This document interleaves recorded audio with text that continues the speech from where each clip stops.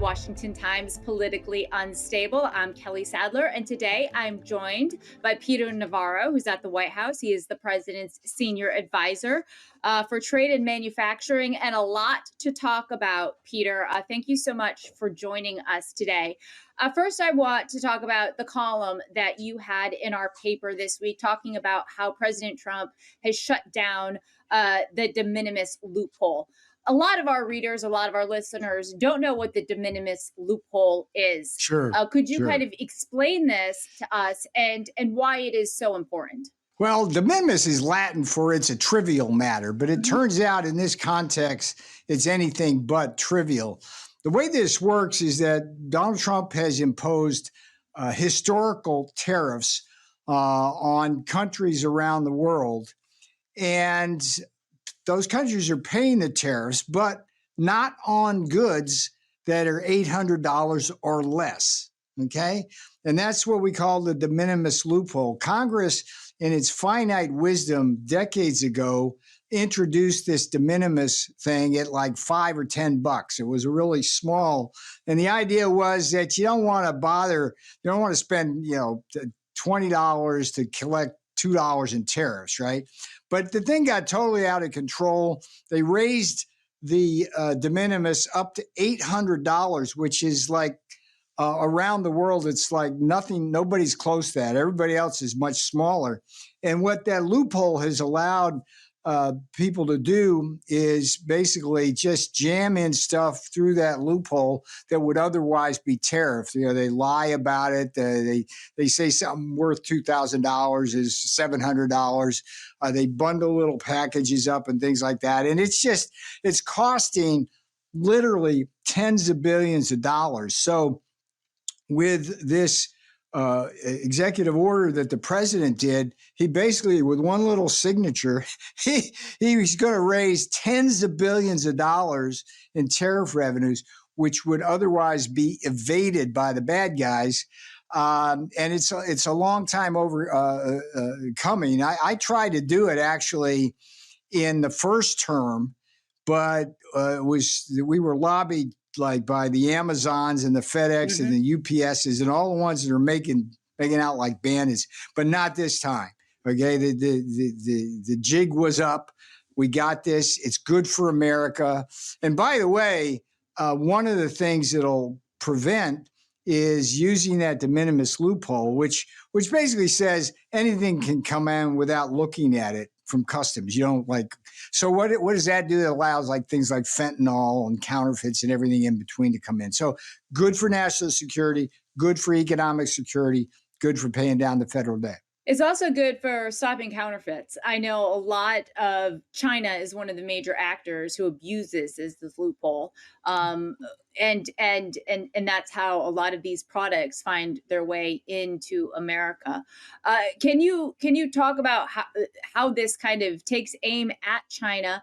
And the president has been announcing trade deal after trade deal after trade deal. When is the trade deal with China coming? Well, we're in a equilibrium now, let's call it, where we have in place tariffs that are a little over 50%. That's very significant. Part of it, those tariffs are from the 301 investigations from the first term that cracked down on all of China's unfair trade practices. Part of it, significant 20% of that, is based on the fentanyl tariffs. We tariff them because they continue unconscionably to kill thousands and thousands and thousands of Americans, a cumulative number, a million. So that's where we're at now. And Jamison Greer, the U.S. Trade Representative, Scott Bessent, the Treasury Secretary, have continued to engage with the Chinese. But let's see, as the boss says, let's see what happens. There's just a lot going on. Today, just as we speak, this morning, the president imposed 50% tariffs on India because India refuses to stop buying Russia oil. And since China does the same thing, so that's going to be kind of an interesting conversation. But the tariffs on India are interesting in this sense, so people kind of understand the math of the whole thing. Let's think about this. India's got the highest tariffs in the world, and they have high non-tariff barriers. So we don't sell them a lot of stuff, but we buy a lot of stuff from India. So India gets a bunch of U.S. dollars from American consumers, right?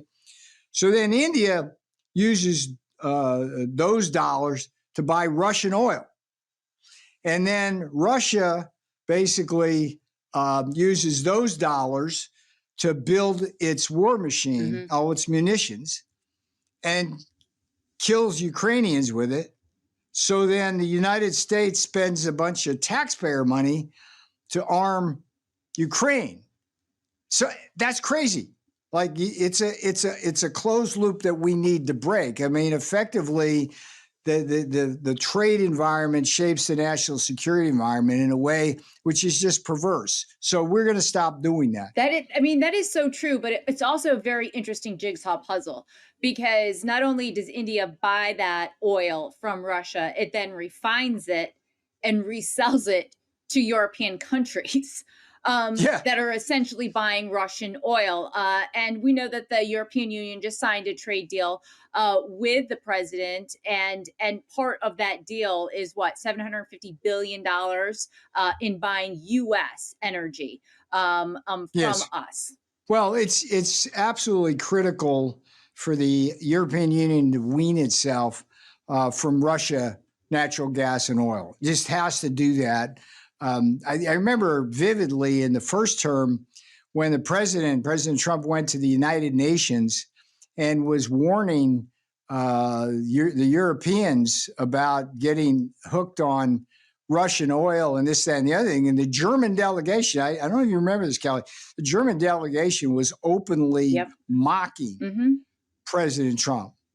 And, fast forward and the Ukraine thing hits the fan and people are freezing, and it's like, so what's so interesting to me to watch President Trump work, it's like this master chess player who, it's like, okay, we're doing tariffs over here and we're doing national security over here, but they're all kind of working synergistically together. And he sees that. He's the only one that sees that. The press certainly doesn't see it. So let's talk about Canada for a second, because this is another instance where I see that. The president truthed out the other day that it was when Canada basically said that they would support a state of Palestine, the Palestinian state. They joined up with the UK and France. And the president said that was a bad decision. We still don't have a trade agreement worked out with them. Yes, we have USMCA from the first term, but they still haven't come to the table in terms of settling a new agreement with the president thus far. They also import a lot of Chinese steel and kind of flood the market with it in that regard. Where do things stand in terms of an agreement being worked out between the U.S. and Canada? Well, we're certainly farther away than we were after the inexplicable Gaza-Palestinian gamut. I've always been puzzled by the disconnect between the really good people of Canada, the sensible people, and their leadership. I mean, their leadership, when I was trying to deal with them in the first term, renegotiating NAFTA into the USMCA, and right out of the gate, they were just treacherous, backstabbing people. They were just like bad. And it's like, I'm thinking, what's going on here? And they're totally consistently misreading the chessboard. I mean, if you think about all the countries in the world we're negotiating with, nobody's really doing the reciprocal kind of thing. I mean, China did it, and we ran up the tariff escalation pole, and they figured out that wasn't good and backed off. But Canada is like, they keep leading with their chin in a heavyweight bout, and they're a lightweight, and they're getting just knocked down repeatedly. So I don't know what they're thinking. They gotta start working with us. But there's a lot to work on. I mean, one of the things, lumber, right? That's a pet peeve. We have a private sector lumber industry in this country. They have a government-owned lumber industry in Canada. So what do? They heavily subsidize their lumber industry, dump lumber in here, and it puts our people out of business and makes us dependent on Canadian lumber. We're not going to put up with that anymore. Dairy. I mean, like you can't. You need a supercomputer to calculate the level of tariffs they put on dairy, not a calculator. So again, let's see what happens. But Canada's blowing it. They just everything they seem to do seems to move in the wrong direction, and it's a shame. So, we've spoken about how the president is using his tariff strategy kind of as blended in with the national security strategy.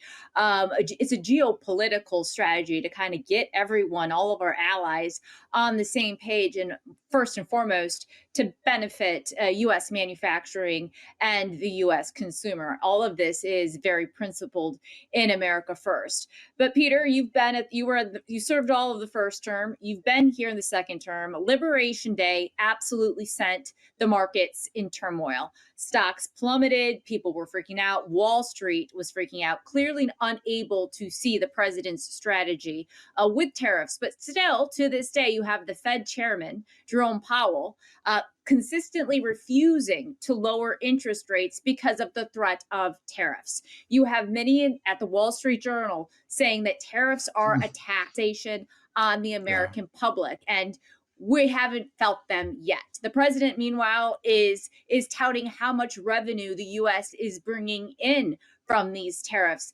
Can you help explain kind of the panicins on Wall Street? In addition to that, could be also reserved for the Fed and he's too late. Powell, perhaps in September, we'll see these interest rate cuts, but there's a lot of people on Wall Street that have a real problem with the president's tariff strategy. Well, let's start with the market reaction to April 2nd. It was wildly, overly pessimistic. We saw the Dow go dip below 40,000. And I was on the air at the time saying, look, this is a bullish administration. The tariffs are going to help us pay for the tax cuts.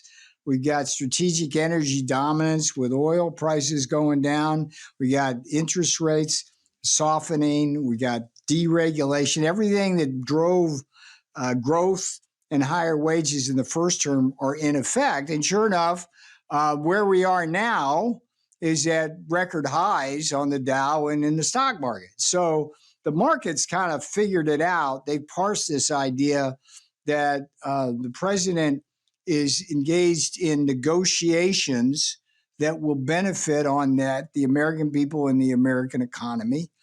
And all of that's working beautifully.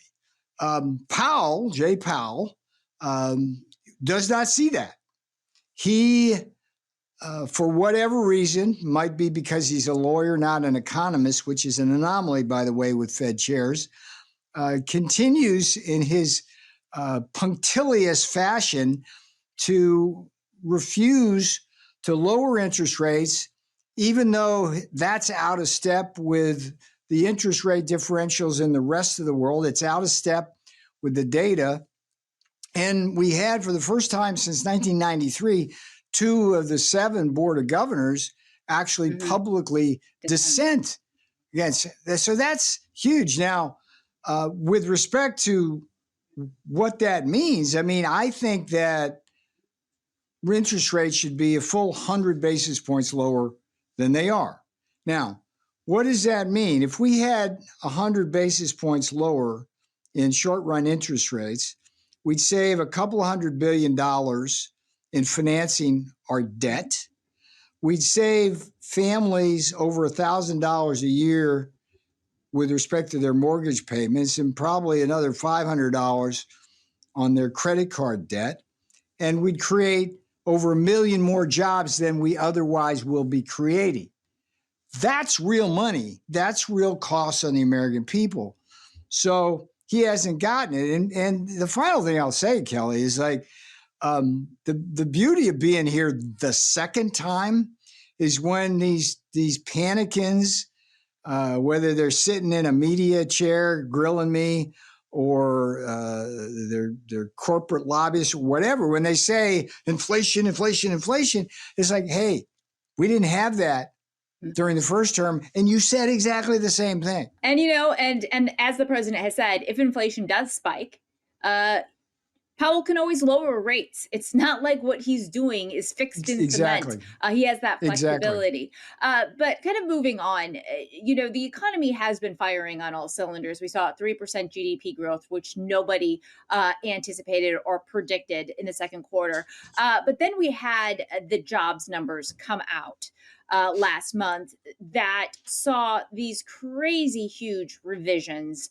The biggest, the largest revisions, with the exception of COVID, in 50 years, downward. Yes. And they did not meet the Wall Street's expectations. There was negative headlines initially right after they were released, and the president fired the head of the Bureau of Labor Statistics. Was this the right move? And do you see this, it's basically a swamp agency, but everyone relies on their numbers. Wall Street bankers, traders rely on their numbers. Yeah. The Fed relies on the numbers. It has kind of a domino effect, their numbers do on the markets in general. But they haven't been reliable. And every month there seems to be revisions that are oftentimes greater than the initial number that they put out. All right, there's a lot to say about this. Let me try to unpack it for you. Let me first observe that if the numbers they put out now were actually correct rather than manipulated, and they were simply incompetent, then what they did was cost us a rate reduction at the July 29 meeting. Because there's no way Jay Powell could have not cut rates with that information. Mm-hmm. Okay. Now, for your listeners and viewers, there is a long history of manipulation of data by the Bureau of Labor Statistics and the Bureau of Economic Analysis. It's not like it didn't or hasn't happened. And I can give you a couple of examples. There's a famous one called the Quick Pay scandal by the Obama administration, when in 2011, the Treasury Department, in this case, basically shifted some payments to contractors from the fourth quarter of 2011 into the third quarter. Okay. And it had the practical effect of boosting the numbers and looking like everything was like beautiful. And it became part of the narrative for the 2012 reelection campaign of Obama. That happened. And it was documented by actually the New York Federal Reserve. So that's like blatant political manipulation. There's a second one, which was interesting, where the BLS gets its data from opinion polls, like on the phone, but it actually sends field agents into the field. And they caught this one guy in Pennsylvania who fabricated all of his data. And it was part of what fed into a report that would bring the unemployment rate miraculously below 8% when Obama was running for re-election. And it's an open question as whether he acted alone or not, but it highlights the ability of the BLS to do that kind of thing. And then the third thing is, like, during the 2024 election cycle, we had just these wildly good jobs reports from the Bureau of Labor Statistics, particularly in the summer of 2024 leading into the election. And Biden, and particularly Kamala Harris, would use it to present this rosy scenario and picture. And she particularly cited how Black unemployment was really improving and things like that. So it materially mattered. And then we began to see quietly a set of revisions that would culminate in February of 2025, after the election was well over and President Trump was in, that showed that there were close to a million phantom jobs that the BLS had reported that did not exist. From there, we go to this latest miss, And here's the scenario, Kelly. Here's the plausible scenario, the case for manipulation. You don't have to be a rocket scientist to do this. Suppose you're sitting in the BLS, you're literate, you watch the financial news every morning, you get up with Squawk Box or whatever. And you understand that the only dark cloud hanging over the Trump economy right now, given everything else going on, is high interest rates that the Fed won't lower. What could you do? Well, you could keep pumping out those rosy jobs growth reports for a few more months. And then after the July 29 meeting, when they say no rate cut, this drops. And then what do? Who do you blame? You blame the tariffs. I understand what you're saying, and it's just a set of coincidences, I guess we're supposed to. But Steve Bannon says there's no conspiracies, but there's no coincidences. Well, I'll also say that this does give credence if Powell doesn't lower the rates in September. He's bananas. But he's got to now, yeah. Yeah, but in August of 2024, we did see major revisions in the job numbers, but that was after Biden got out of the race. He was touting it all year long on the campaign trail. Yeah.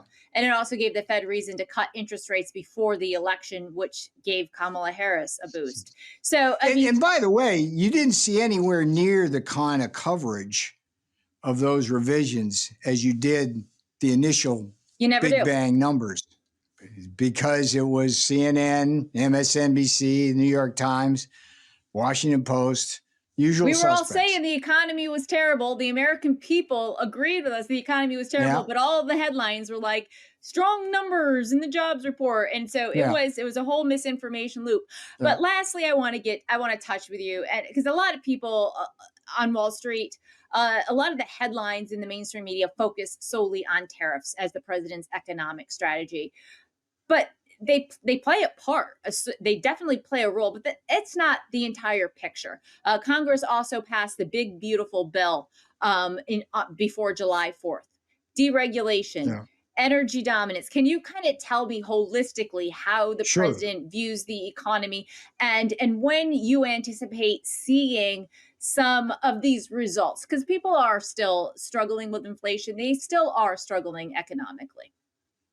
Well, we're clearly in a transition point, but the trends favor us so far. The Trump program, going back to the first term, you have tax cuts, you have deregulation, you have strategic energy dominance, whereby you can significantly lower oil and gas prices, which diffuse throughout the entire economy. And then you have fair trade policies, which will bring home manufacturing, boost American jobs and real wages. That's what we did then. We're doing that to the max now. And layer on that the waste, fraud, and abuse that we're trying to tackle within the bureaucracy. That's Trumponomics. It's working. Well, you've got the pedal to the metal on Trump 2.0. We hit speed bumps in the first administration, but this second administration, you're accomplishing too much too fast. That's the only thing I have to say. It's the only criticism I have, Peter. Yeah, but I'm not tired of winning yet, though. All right. Peter Navarro, thank you so much for joining us today. All right. Good to see you.